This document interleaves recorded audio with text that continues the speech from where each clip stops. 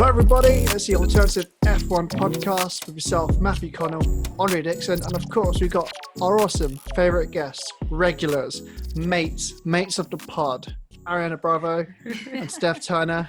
How y'all doing? Hey, very Good, well, thanks. All good. I missed Happy you to be guys. back. We Missed you all. Been a while. It has been a while, and it's a new day. It's a green day. Hey, get in there. I love the for those who aren't watching on YouTube, podcast only. All you got to say is one half of the Zoom call is all green because Dre and Ariana have decided to twin up. So We didn't get the Yeah, memo. twinning. Me and Green Steph, squad. We was texting beforehand. exactly. Me and Steph have got left behind, but there's a lot of exciting things to figure out in the world of F1. A lot of new announcements that affect 2021. But before we get started, we have to say thank you to our partners that make this podcast special.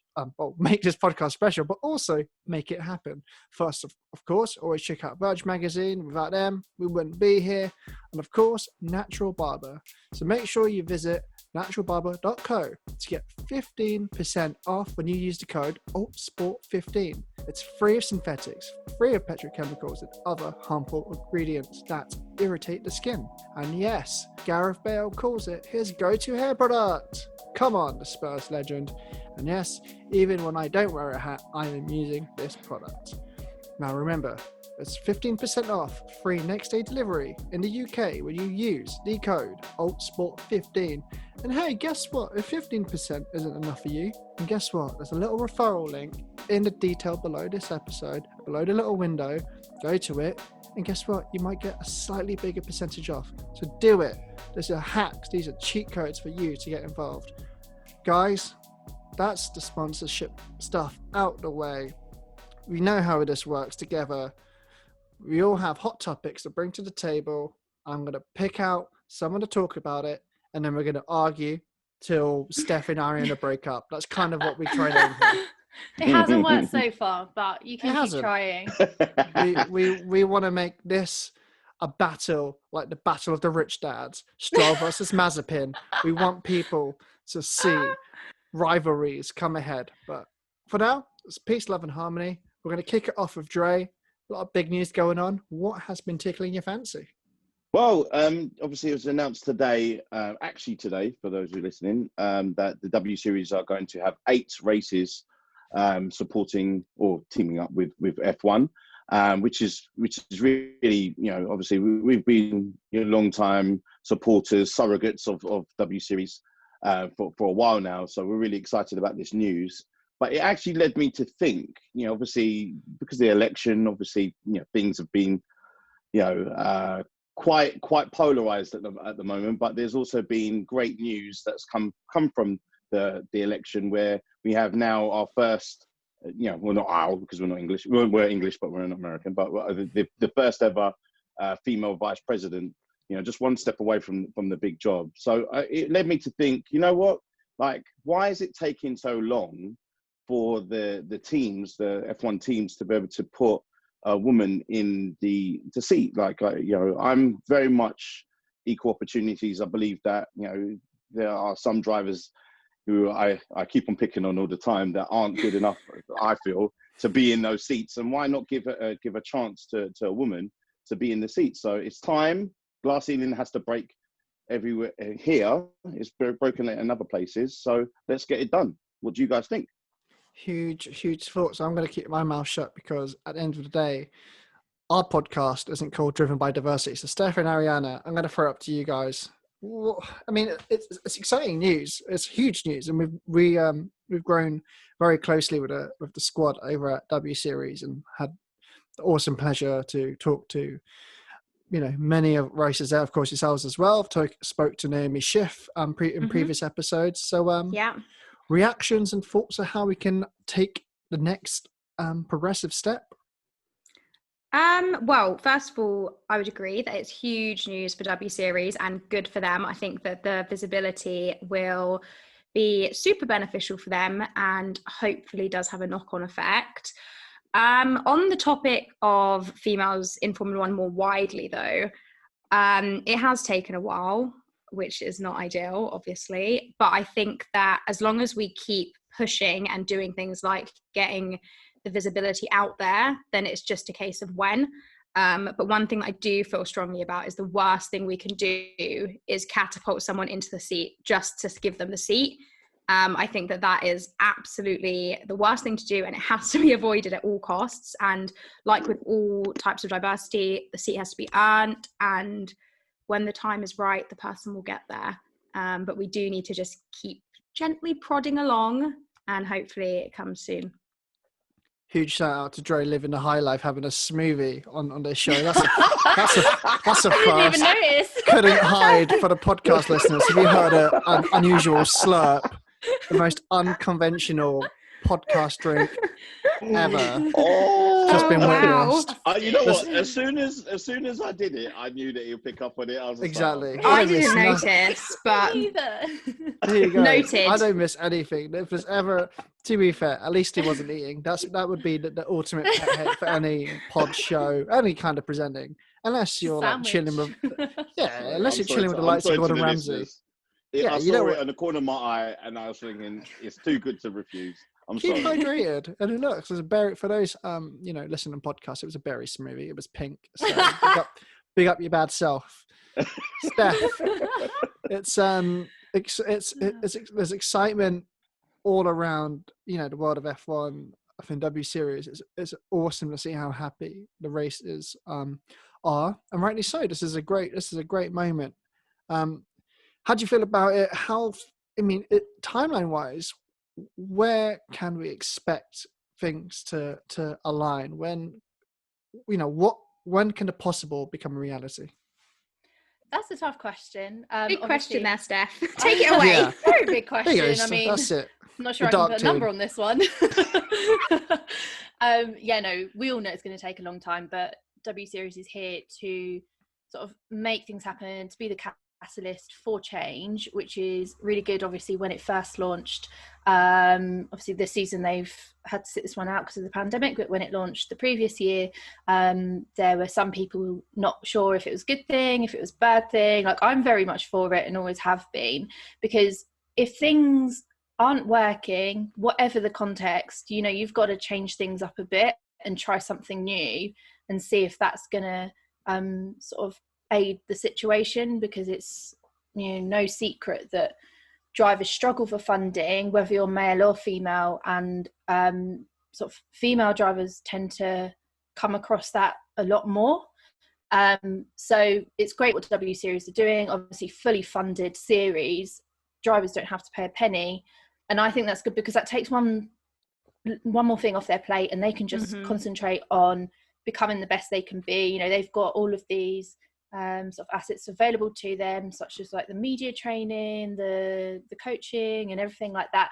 So they've got all of the tools in their sort of toolkit as such to make it to higher levels, and hopefully we'll see that, especially now that with the W Series races, they are actually applicable to earn super license points. So we can now, hopefully in the future, in years to come, see some of those girls progressing up to the top categories, maybe even racing in the international F3 series, going on to F2, and then onto obviously F1. But I think it'll be a little while yet, because we've still got the progression through the ranks to get there. Obviously, we're not going to just jump straight into F1, as Ariana said. We can't do that.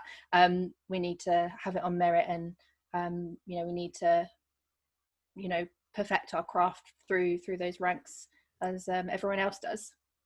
I feel like it would be almost I was saying to Dre earlier, it's still going to be maybe 3 to 5 years till we see like a real step in that boundary. And of course, being able to get the super license points is the most important thing. To get that experience is going to be huge. And it's great because there is an unbelievable roster of drivers to look out for, from Jessica Hawkins to Chadwicks, and to be honest, the whole roster, it is an even playing field.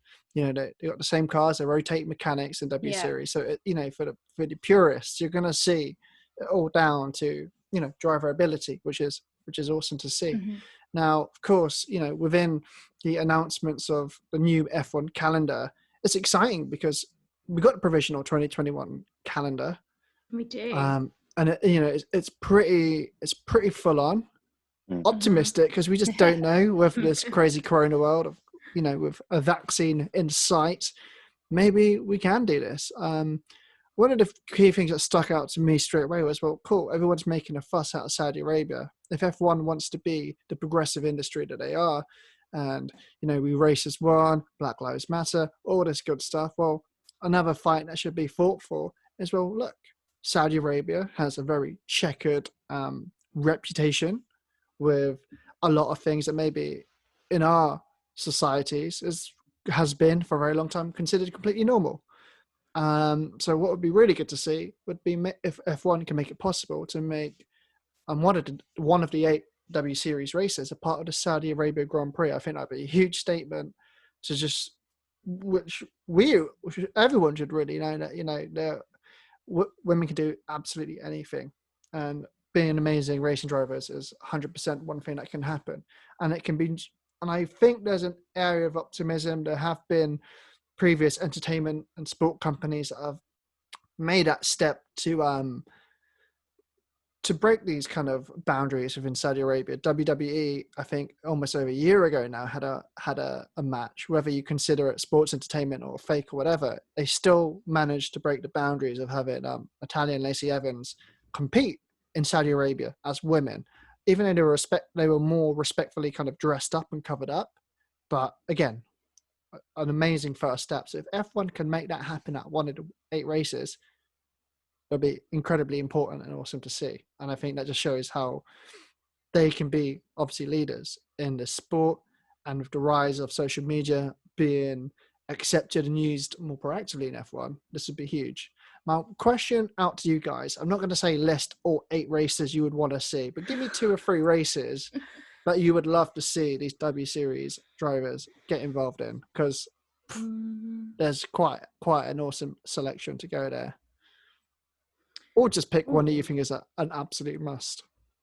I mean, a lot of the calendar was quite Eurocentric in the previous season. So just from a more putting them on the global stage point of view, it would be nice to see it more widespread internationally, which I think it will be, because the calendar that was confirmed for this year prior to the pandemic included, I think it was it Mexico and the US? So I think the US would be good. I was looking forward to seeing those, so definitely more of that. I think the US would be a good one. US we're liking. Dre, have you got a race you'd I'm gonna try to put into the universe places that I would actually like to go. We would like to go ourselves. That's it. We're gonna Okay. So this is, in all things are equal, I have to be honest as well. Miami isn't on the calendar, by the way. Yeah, exactly. You know what? Yeah, sorry, Dre. Before you go there. That upset me. It was because that was rumored to be one of the places that they were actually looking to do it, and obviously that had to get dropped out because of the Rona, which is quite annoying. But I for me personally, I'd like to see W Series in Monaco. I think that'll be quite interesting, because that's like the epitome apparently of every driver's career, to be able to race there. So I think that would be a nice spectacle to see, and I think that would move things forward in a massive way, because obviously Formula E races there, so why not W Series too? I love that. I think there's a lot of important opportunity out there. Selfishly, I think it'd be an ultimate statement to see Australia just try to get-go, open the season, get them involved. It just would be the statement of all statements, and also a great race to be at. I think there are a lot of Spanish drivers, so Barcelona is a no-brainer for me. And back to back, let's get on to Monaco, skip up Azerbaijan, number 4. I'd say you go to Canada. I think you obviously can't miss United Kingdom. Yeah. You can't miss Belgium. And now we've got loads of races left that have no space. I was going to say, you're going to end up putting them on more than 8, but okay. Exactly. That's a great problem to have. You need to have the USA. Go for it, Seth. I'm not sure if Monaco would happen for W Series. I don't know. Just because I don't know how the racing would be. Obviously, it would pick out the drivers and who could sort of show their precision, but I'm not sure on the racing side. But who knows, it might just follow the F3 and some of the races that F2 race at, because obviously they don't race at all of the races, so it might just follow them. Well, we're available to go to all of them, so it's, you know, we're not, maybe there's a couple that I might be partial happy to watch at home, but apart from that, all of the nice sunny ones, you know, Instagrammable ones, we're all available for here. And the ones with good racing, don't forget. That's it. Dre's, I was going to say the rain for a good race is what I'm going to be saying. Yeah, we'll see you in Baku, Dre. We'll see you there, mate. Wherever there's corporate hospitality, we'll be there, definitely. And maybe Sochi as well. We'll get you a nice warm jacket to sort you out. I think that one I prefer to watch on television. But over to you. Exactly. A lot of exciting things to look forward to. So W Series is happening. There will be racing in 2021. A lot of exciting things to go to. So now we move on. We're going to move on to Steph. What has been bothering you in the world of F1?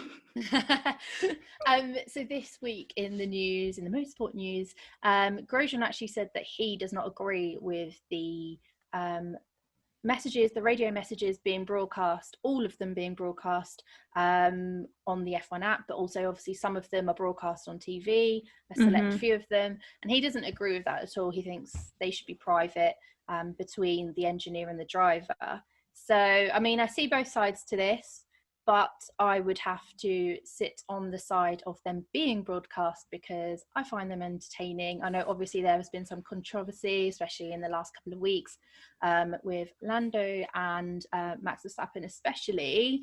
Yeah. But although they probably shouldn't have said those things, I still think they need to be broadcast because it allows that insight for fans. It's something that I find quite interesting, hearing that sort of insight. So yeah, what do you guys think? I'm with you, Steph. Before Matt even gets in there. my mind is racing. Yeah, no, I agree. I think they should be broadcast. I mean, yeah, we do have instances where they do create a little bit of uproar, and I think that people do need to be careful. I mean, obviously we have to bear in mind that these people are in the heat of the moment when a lot of these are broadcast. So sometimes they will be angry, they won't be appropriate. There are occasions where, regardless of that, it's still not okay. But I think that it adds entertainment. Like you said, they're not all broadcast on TV as well. They are carefully selected which ones they put onto TV versus which go out through the app. But yeah, I think it adds an extra something to the racing, and sometimes they're really funny. Yeah, exactly. Social content. Where would we be without those radio messages? Exactly.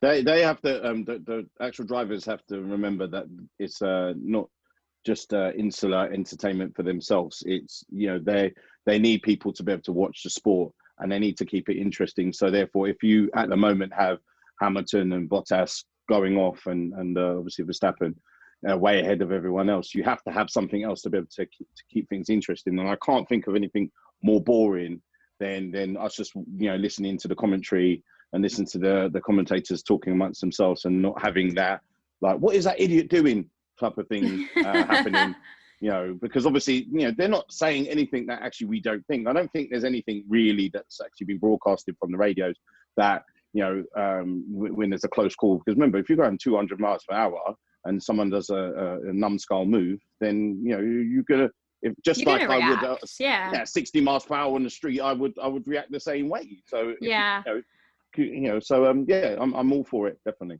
More and I think it adds another layer to the story as you're watching the race unfold. Like, you're then getting the direct feelings of the drivers. Okay, they're not sometimes the prettiest, but it adds another layer to the story that Formula One are trying to give us.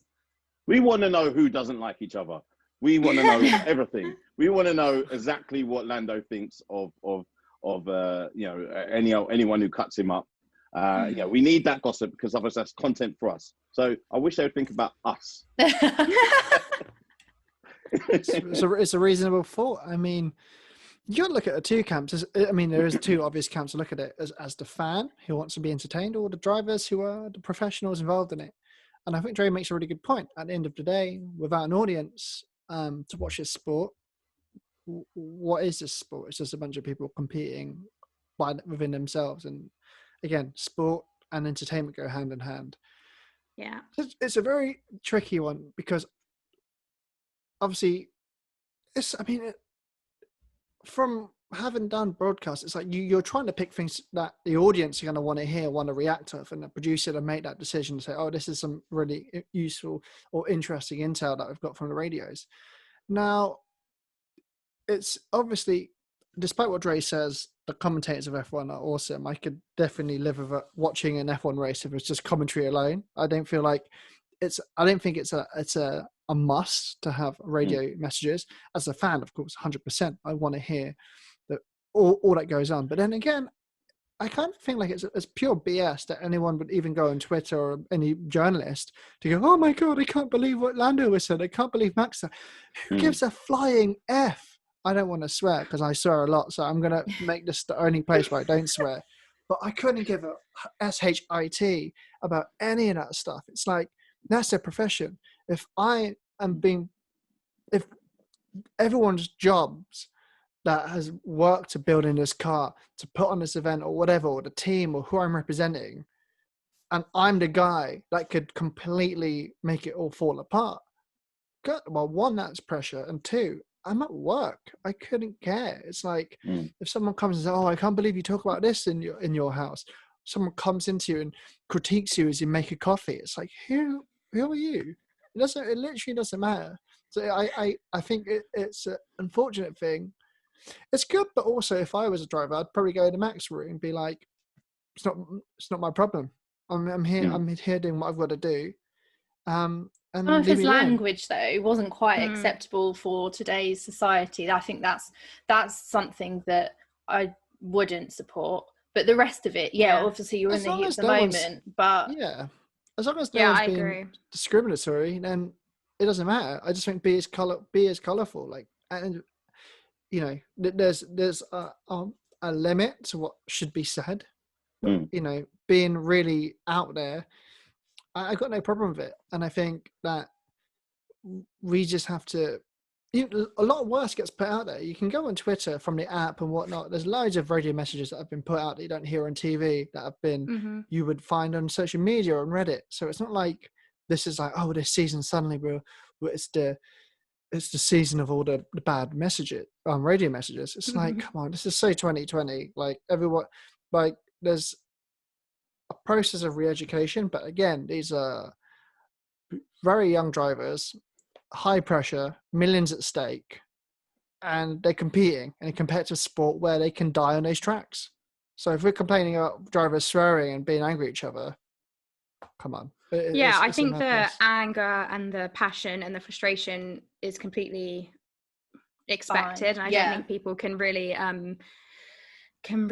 say anything to the drivers for that. As Steph said, I think when there is a line crossed and it's actually inappropriate, then obviously I can understand the uproar, and I can see why the drivers would then get a bit cagey about their messages being broadcast because they're thinking, oh no, I'm going to be dropped in it. But at the end of the day, you can't censor everything, so we either have to say we have the radio messages or we don't. And in instances like with Max, then sometimes you're going to have to issue an apology if you have overstepped the line. But otherwise, if it's just, you know, you being angry, then go forth.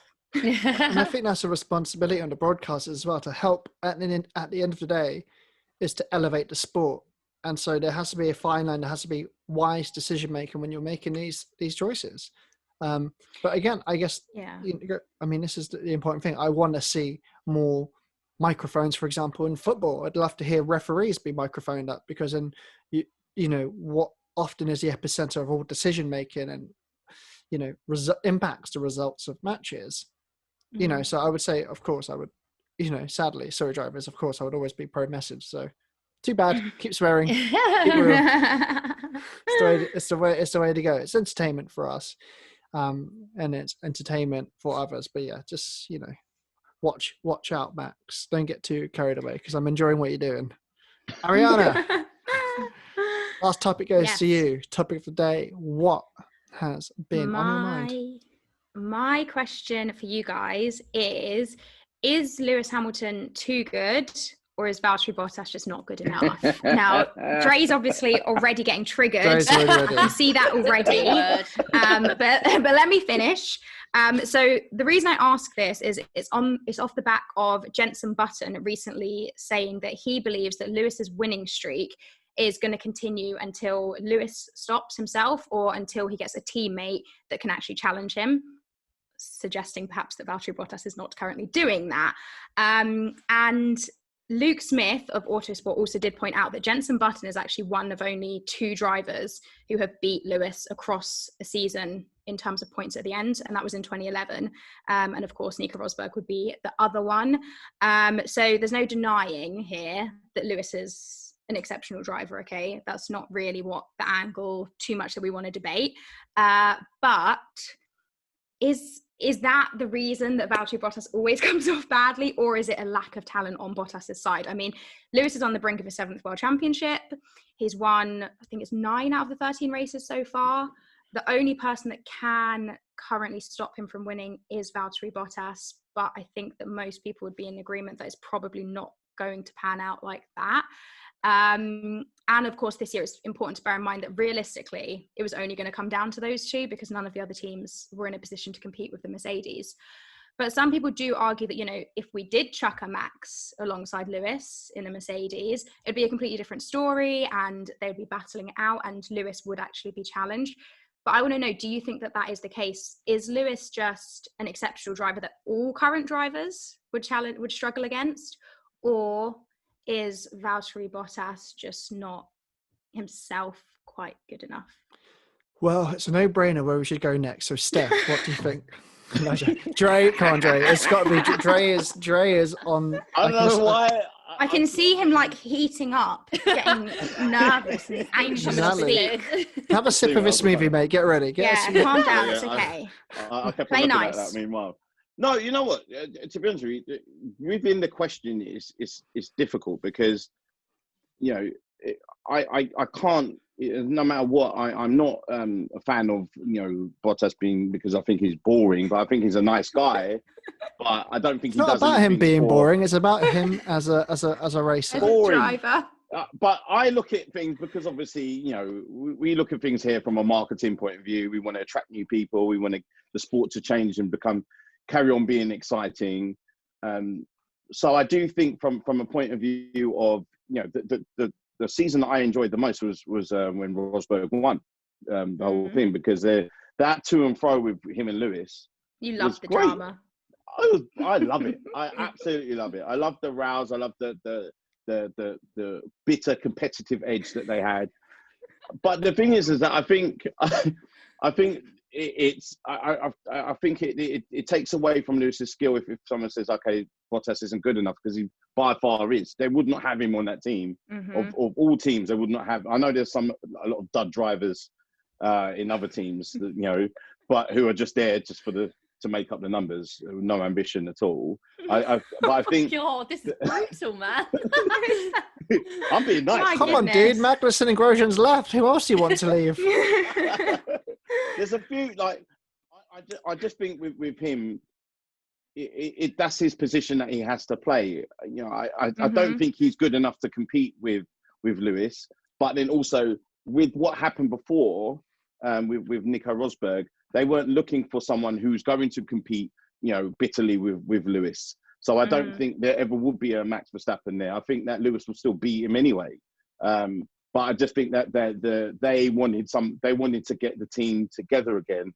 Yeah. You know, the team was very divided. You know, you had people throwing caps at each other, snarky comments it wasn't a good look for Mercedes, the brand. Yeah. So I think that it's kind of unfair for anyone to, you know, even me, to say that Bottas isn't good enough, because he's earned his right to be there.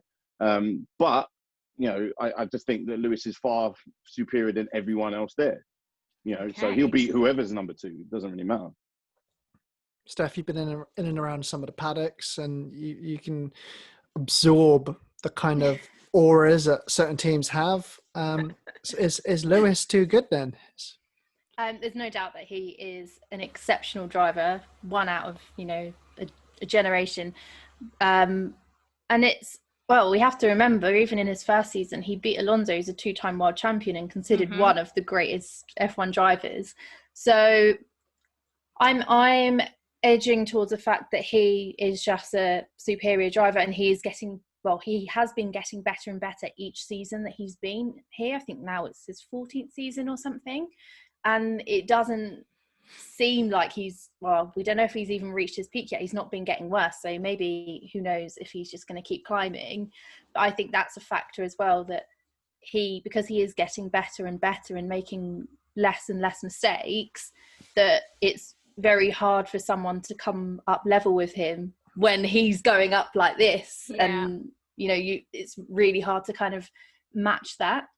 But yeah, no, Bottas is a good driver. We've seen him win and challenge, but even when he was at Williams, he was still considered a good driver there. So that's why obviously Mercedes then signed him. And if he wasn't good, they wouldn't keep re-signing him. Each year when it comes up to the end of his contract, we're like, oh, who's going to be in that seat? There's always a bit of uncertainty, but Mercedes still stick with him. So we've got to take that as, they think he's good enough. The numbers don't lie. And if you look at all the records that have been broken recently, I think the first season Alonso comparison as well is a very great example. He's just straight up, it's too good. He is too good, but also what affects team dynamic is having the right partner. And we've seen definitely. It at Red Bull. We've seen it with everyone that's sitting next to Verstappen. It's a tainted seat to be number 2 at Red Bull. And look at Mercedes. Look, without Lewis, in my opinion, I think Valtteri would easily be world champion if he stuck to that car. I think even if he had Max with him, what a great battle that would be. Really? You think Bottas versus Max in the same car? Yeah, I generally do. I think I would love to open that up to a wider survey. That would be an unbelievable pairing, an unbelievable battle, fire and ice. It's perfect. And that's I would love to see that. You know what? That would be the only way I would accept not seeing Lewis Hamilton next year if he wanted to take a year out. If Max was to step up and pair it with Bottas, can you imagine just what kind of driving we would get? That's so interesting. I've not even considered that pairing before. Nor have I, and it's just suddenly something in my head. Exactly, we like it. It's tasty. But you guys are gonna say I'm a hater for saying this. Here we go. Hugh. Boring Bottas. In a lesser car, Max always beats him. All the time anyway. So yeah, I would be inclined. Then Max would beat his backside every week. My gut would go with Max. He's not. You can be very good and you can be elite. I would say as much as I, have a difference of opinions with Max Verstappen. I don't really, he's not one of my favorite drivers, but he's elite. So there's a difference between him and Bottas. Bottas is a secondary backup supporting driver. That's his job. He's there to clap and applaud. That's all he's there for. That's it, and to back up everyone else. He's not there to compete with Lewis, otherwise he would. I wouldn't call Max elite because he hasn't even come close to competing for a championship. And hasn't been a season. I would say in the right car, he would push Lewis all the way. He would actually compete with Lewis. I'm not saying he would beat Lewis. I'm saying he would definitely be in a top, without a doubt. He is, as we've seen, the repeat pattern of a Lewis, Bottas, Max, and switch places with the Max and Bottas. This is the thing. Of course, we would want to see Lewis smash every record and then he can ride off into the sunset. Yeah. But I just think Max would always be his own worst enemy and not his teammates. It's always going to be Max that's going to cause himself the problems rather than whoever else would be competitive as a number 2. And that's the fact. He hasn't at Red Bull really had a competitive enough number two. And it would be interesting for next year, who would be a better opponent for Max. This is now switched over to a Red Bull thing. We already might be banned from Mercedes. Don't get us banned from exactly. But this is the thing. So, I think Lewis is the only elite racer. That's a fact. I think there's a secondary category of the upstarts or the workhorses, the people that are just pure stallions and are great racers. And I think Bottas is in that. I think Bottas is in there. You really think that he's above Max? Yeah, so you think that at the he's moment, not... no. If I was a team, if I had a team and I wanted to pick someone, I'd take Bottas straight up. You know, that's next week. We should definitely do that. There we go. So I would take Bottas, and he do. would win a world champion under me and my car, and my Mercedes. Okay. So that's how I'm backing this guy. I'm sticking up for him. He's great, and he wins every season opener. It's like it's no accident. This guy's an absolute killer in the track.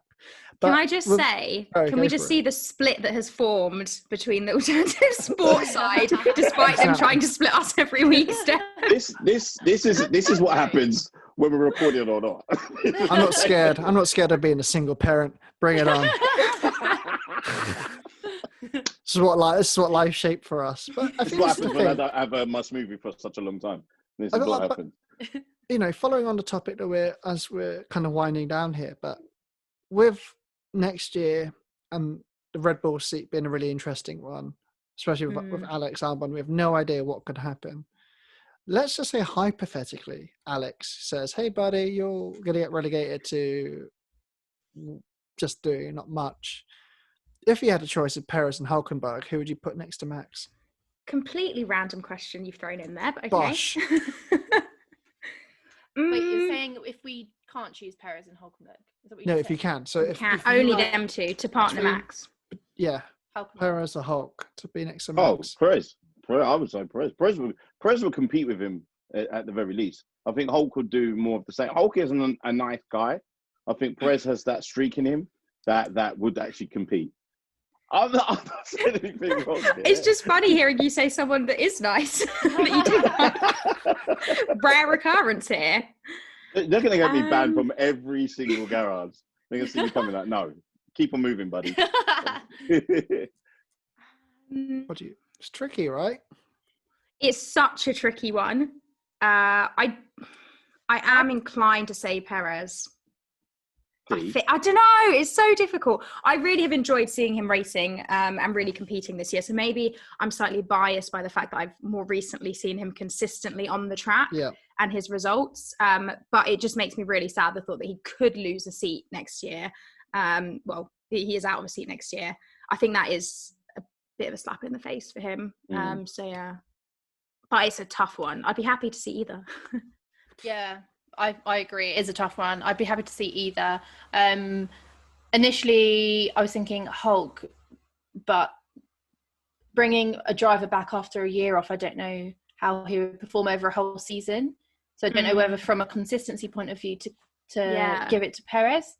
I don't know though. So tough. Yeah. I kind of feel like as much as my head and heart would all want Perez, and it'd be a logical step, it'd be an atrocity if there was no Perez next season. The Mexican fans will be, I don't even want to imagine what kind of uproar will kick off, and a Mexican Grand Prix without Perez would be a big crime. It'd be a total crime. I feel like it'd be very Red Bull for them just to go, you know what, we're going to get Hulk in. And everyone would look at it like, what did you do that for? I feel like that this would sum them up wonderfully, because that second seat is a mystery, and I think whatever happens, that second seat will continue to be a poison chalice. I think if Hulk goes in there, he'll underperform somehow, some way, somehow. I feel like if Perez gets in there, he's probably going to end up with less points than he did this season. So who knows? This is an exciting thing. We're so close to wrapping up this season. We've only got a few races left. Like Can you believe? We're in November. We all started out this humble little podcast, hoping the Australian Grand Prix was going to happen. As coronavirus Remember them days? Everyone was freaking out, and my hands were red raw from the amount of sanitizer because I thought I was going to die every day. So, you know, we're here. We've made it to November. So far, so good. We're all still here. We still got races, and you know, we have our calendar there. So it's all to be seen. Who knows what this wacky season is going to throw up. But of course, I think we've had some pretty good discussions here. I feel like we've really tackled some serious topics to figure out here, some controversial statements, some bold things. We'll wrap it up with, of course, the hardest question of the show, Ariana and Steph, where can we find you guys? We can be found on Instagram at We Are Driven by Diversity. I'm looking at Steph just to make sure I don't get anything wrong because this is part on the podcast. And our personal Instagrams are arianabravo.gp and Steph's is StephJTurner_. Yeah. On Instagram, this is. Got There my you girl there. And we'll be dropping another episode on Tuesday. It's going to be another good one. It's different insight than we've had before, actually, which I think will be really interesting to tune into. Not going to give too much away, but keep an eye out for it. Yeah. Excuse me? Search Some big the Driven by tease. Diversity podcast on all podcast platforms. I like that. One of our shows needs to book in Christian Horner and get some answers for next year. That's what we need. There's our little lowly podcast to get the exclusive over everyone else. I wish. One day we'll get there. Dre, any housekeeping notes from you, buddy, before we ride off? Yeah, check out, there's going to be a brand new F1 tracks on vergemagazine.co.uk. We've a big band, but I'm not going to expose it because I want you to go to the site to be able to see. And also we have a big interview coming up ourselves. We have Jamie Chadwick coming up on the show. Nice. That's very nice. That is something that we've kept in our back pocket for a little while. I mean, there's some big things happening with Alt Sport and Verge Magazine coming up. Very exciting times. I wish I could say more, but for now you're going to have to look out for Jamie Chadwick's interview. I like that. Here's the ultimate teaser, and I'm like the marshmallow over here, just chilling. Like we gotta come through here. But of course, there are lots of exciting things all round for everyone to be excited about. And race fans, sport fans, fans of life, fans of not getting the coronavirus. So a lot of promising news all around. This is the Alternative F1 podcast with Ariana, Matt, Steph, Dre. We love you, Bottas. We love you, Max. We love you. I love you, Bottas. I love you. Don't listen to these opinions of people that just sit in their bedroom floors talking about sports that they can't even do themselves. So take it personally. You know he's going to tweet that one day about me. Exactly. We're gonna get cancelled in like 6 years' time. We're gonna find out with you some verbiage that was completely non-PC down the line. So disclaimer. Hello, future us. We were aware, but nevertheless, we appreciate you guys always checking in, joining us, subscribing our channel, subscribe to Driven by Diversity, give us a follow. We might say hello, we might not. We're not promising anything here, but other than great content is always to come. That's it. That's exactly it. So we thank you, YouTubers, podcast listeners. We shall see you next time.